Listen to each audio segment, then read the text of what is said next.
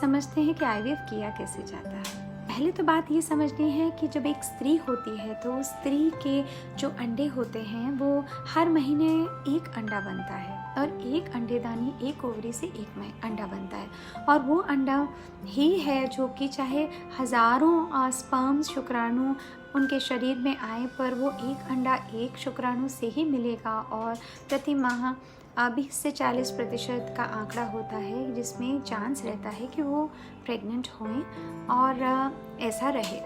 तो जब हम लोगों को आईवीएफ करना होता है तो जो क्लासिकल वे आईवीएफ का है उसमें हम कुछ दवाइयाँ और इंजेक्शन मरीज़ को देते हैं ताकि जो उनके सोए हुए अंडे हैं वो जग जाएं और वो उस महीने एक से ज़्यादा अंडा बनाएं। तो कई तो ये चाहते हैं कि 10 से 15 अंडे प्रति अंडेदानी में बने, तो 20-30 अंडे बन जाएं और उनमें से जो खासे बड़े होंगे और मैच्योर होंगे वो सारे हम ले लेंगे। तो ये किया कैसे जाता है?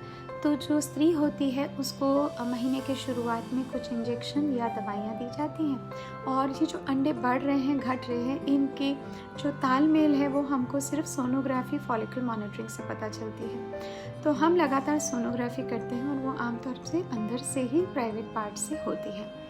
जब ये अंडे मैच्योर हो जाते हैं तब हम लोग एक दवा देते हैं ताकि वो जो अंडे हैं वो फाइनल मैच्योरिटी में आएँ और उनके फूटने से पहले हम एक छोटी बेहोशी में सोनोग्राफी के रास्ते से ही एक सुई डाल के उन अंडों को बाहर निकाल लेते हैं। यानी कि जो सोनोग्राफी पे दिखता है वो जो छोटी छोटी सिस्ट या थैलियाँ होती हैं उसका पानी हम निकाल लेते हैं।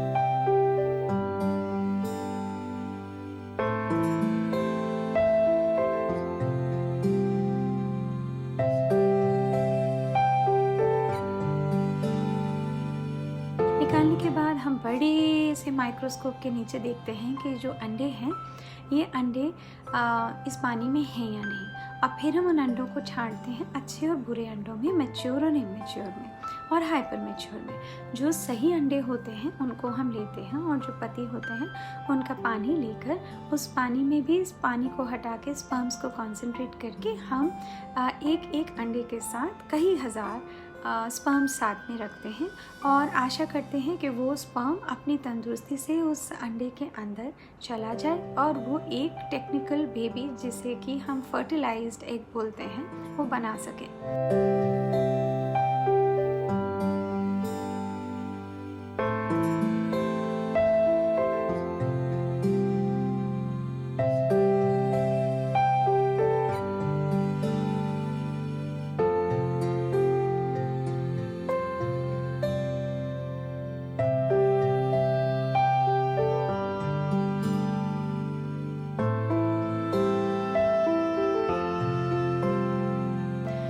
यदि हम इक्सी करते हैं तो हम उसको नेचर पे नहीं छोड़ते हैं। हम जो स्पर्म होता है उसको एक सुई से पकड़ते हैं और एक होल्डर से हम अंडे को पकड़ते हैं और हम ये छोड़ते नहीं हैं कि वो दोनों मेल करेंगे। हम स्पर्म को ले जाके उस अंडे के अंदर डालते हैं और टेक्निकली वहाँ छोड़ के आते हैं जहाँ अब कुदरती गुंजाइश नहीं रही कि दोनों मेल नहीं कर पाए। यदि स्पर्म की स्पीड अच्छी नहीं है, स्पर्म तंदुरुस्त नहीं है, चल नहीं ठीक से पाता, या अंडा जो है वो बुढ़ा चुका है, उसके बाहर का जो शेल है, प्रोटेक्टिव शेल, वो बहुत मोटा हो चुका है, तो ऐसे चांसेस रहते हैं। कई बार इसलिए भी किया जाता है क्योंकि हमने पहले आईवीएफ करा था और वो नहीं ठीक से मिल पाए, तो इसको इक्सी बोलते हैं। तो इक्सी में फ़ायदा ये रहता है कि आईवीएफ के कंपैरिजन में इक्सी में जो हमने टेक्निकल फ्यूजन करी और फिर कुदरत पे छोड़ा कि वो आगे बच्चा बने, उसके चांसेस बहुत हाई रहते हैं।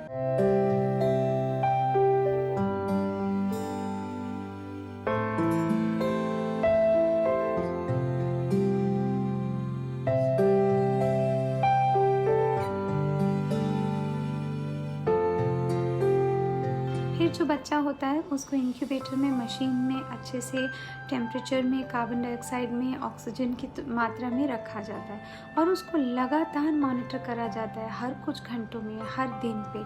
और वो जो एक कण होता है वो कण बढ़ के 2 बनता है और 2 से वो 4 बनता है, 4 से वो 8 बनता है, 8 से वो 16 बनता है और इस तरह एक छोटा सा बॉल सा बन जाता है।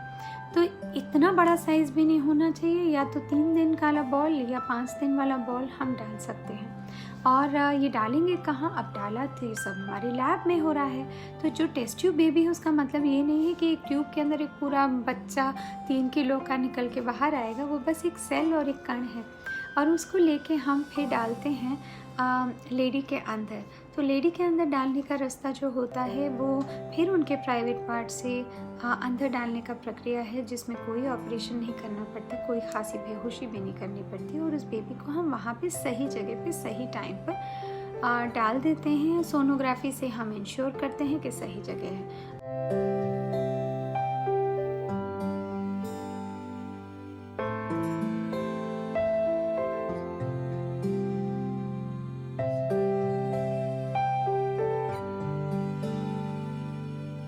उसके बाद हम उसे कुदरत पे छोड़ देते हैं 11 से 14 दिन के लिए कि वो चिपक जाए, और वो चिपक जाएगा। उसके बाद हम ब्लड टेस्ट करते हैं और हमें पता चलता है कि ये बेबी कंसीव हुआ कि नहीं हुआ।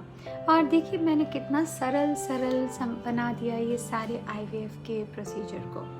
एवरेज करीब 36-37% का सक्सेस रेट है IVF में, और पर जब हम ICSI को करते हैं, क्योंकि फर्टिलाइजेशन ज़्यादा होती है, इसलिए उसका सक्सेस रेट 45 to 50-55% भी माना जाता है। और भी बड़ी सारी तकनीकें लाई गई हैं, जैसे लेज़र की तकनीक, ब्लास्टोसिस्ट कल्चर की तकनीक, और बायोप्सीज़ की तकनीक, ताकि कोई अगर हमने बेबी बनाया है तो वो बेबी ख़राब ना हो, वो जेनेटिकली एबनॉर्मल ना हो। हमारे पास टेस्ट है, यदि मरीज़ का पहले बेबी था जो कि जेनेटिकली एबनॉर्मल था या शारीरिक कमज़ोरी थी, तो वो बीमारी फिर से ना आए, तो उसके लिए भी टेस्ट किए जा सकते हैं।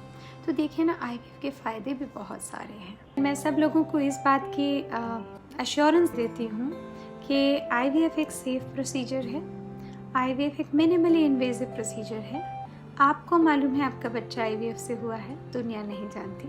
IVF इतना कष्टदायी भी नहीं है जितना उसके बारे में कहा जाता है। IVF आपका मैटर ऑफ राइट है, अगर कोई कारण से आपको कराना है तो कृपया जाके कराएं। जितना आप समय टालेंगी, देरी करेंगी, उतनी आपकी उम्र बढ़ेगी, और आपकी अंडे बनाने की क्षमता उम्र के साथ घट जाती है। इस बात का तो आपको प्रमाण होगा ही, क्योंकि एक दिन आएगा जब उम्र बढ़ जाएगी और महीने ख़त्म हो जाएंगे। महीने ख़त्म होने से 6-7 साल पहले ही अंडे काफ़ी मात्रा में कम हो जाते हैं।